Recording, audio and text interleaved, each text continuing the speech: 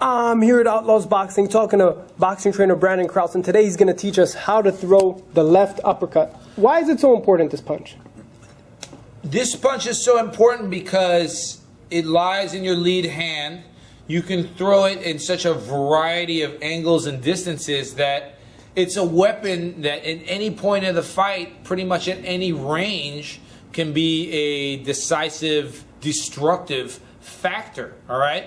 And, you know, here at the gym, along with all of our guys that compete, that are on that circuit, I deal with a lot of beginners also, right? And one of the most difficult punches for them to get is that left uppercut, that lead uppercut, all right? And everybody, you know, they want to think about their deltoid, they want to stay in that position, and they keep just wanting to come up, straight up from their guard with it. And it's, you know, this just makes it an arm punch and an easily countered arm punch at that.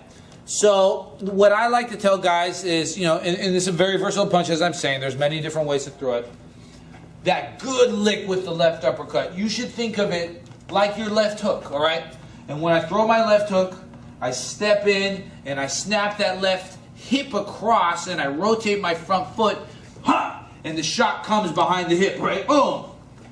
Boom! Well, that left uppercut is very similar technique. I still want to bring my left hip across. I still want to step in with my foot and pivot it. But I want to do this all leaning to the side, dipping over to the left, and now throwing with similar technique, engaging my hip, bah, to get up, bah, bah, underneath his chin. Remember, that's what you're trying to do with your uppercuts. Your goal is to slip into his guard and bring his chin up so you can strike it with another shot. Now, if he goes to sleep after the uppercut, hey, that's fine. It's still the same paycheck, right? But that's what you want to remember, is you're trying to link together a few different shots. So I wouldn't want you to just go, throw the left uppercut, pull away from this guy. That's a shot that's going to be countered, all right? That's a shot that you're pretty committed into. I would get his chin up in the air, follow with something like a right hand maybe. Maybe a left hook. All right, how about all three of those shots together? But anyways, it's a great shot to start your combination with because it does expose your opponent's chin and help you set up your other shots. But if you also remember to engage your hips, you're going to make this an excellent power punch. You hit this guy right, you know, just like Juan Manuel Marquez versus Baby Bull Diaz. Maybe you get this guy out of there with that left uppercut. How do you get into the left uppercut from a jab stance? Because you're going to be jabbing, right? You always say jab, jab, jab, yeah, right? So, and you can throw the shot off the jab. So let's say I was boxing my guy from a range and you see I'm stepping in and the jab is coming, right? So what I'll do is I'll step in and I'll throw that jab. And then as I recoil back from the jab, I can dip off to the left and come from underneath. Bang, bang, right? Think of it, you know, like you double jab. All your moves off the jab are going to be pretty similar to that. So when I double jab, I step, extend. It's like a half rotation back, and then another full extension, and then I come back, right? And that's how I double up on my jab. And when I hook off my jab, it's pretty similar because I'm going to step and extend, half rotation back, but now is where I drive my hip, right?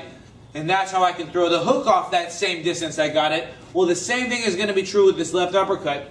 Step in, find my distance, get my base, here's my foundation, establish where I am, understand where my opponent is, and now as I recoil with this hand, this hip is going to dip off to the side, and then I come up with that shot. Bang, bang. So, you know, just like the double jab, boom, boom. Jab hook, boom, bang. And then jab uppercut, boom, bang. And that's a good one to get your opponent distracted, maybe bring their guard up, maybe tighten up a little bit, in which now I can slip underneath with that punch. Tricky punch, left uppercut. My last question. I'm on the receiving end. How do I avoid getting hit by this slick punch? Uppercuts, if you're getting hit with uppercuts, you're doing something wrong. When I'm in my, you know, that one-on-one stance, that mathematically perfect boxing stance, in which my head is over my hips and in between my feet, there's no opening for the uppercut.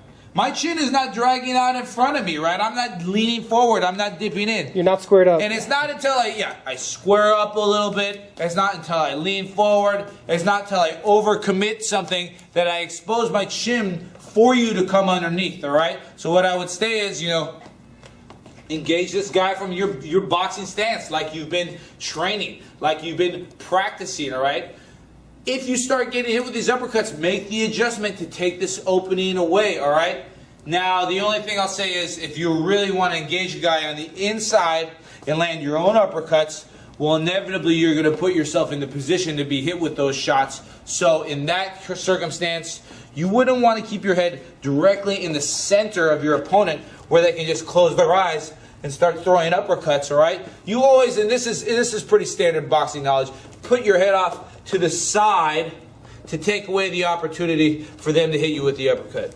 There we have it. Thank you so much. Very knowledgeable. Coach Brandon Krause here at Outlaw. Stay tuned for ESNewsReport.com. I'm Ellie Sekback reporting, and you can follow me on Twitter at Sekback.